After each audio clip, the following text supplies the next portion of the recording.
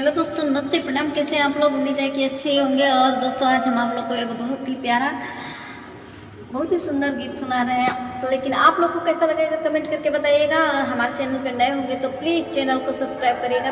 Video पसंद आएगा तो लाइक करिएगा। आइए गीत सुनिए। प्रीतम से प्रीत लगैबू तबे सुख जीवन के पैबू।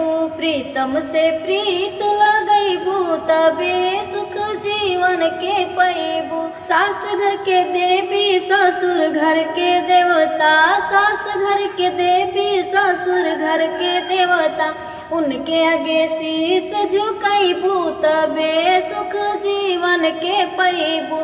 उनके आगे शीश झुकैबू तबे सुख जीवन के पैबू। प्रीतम से प्रीत लगैबू तबे सुख जीवन के पैबू। जेठ जी से पर्दा जेठानी के आदर, जेठ जी से पर्दा जेठानी के आदर, इहे सब लाज बचैबू तबे सुख जीवन के पैबू।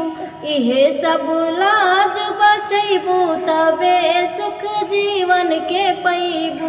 प्रीतम से प्रीत लगैबू तबे सुख जीवन के पैबू।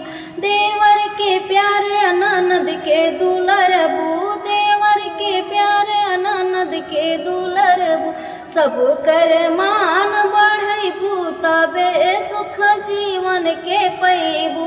सब कर मान बढ़ैबू तबे सुख जीवन के पैबू। Bye Deere.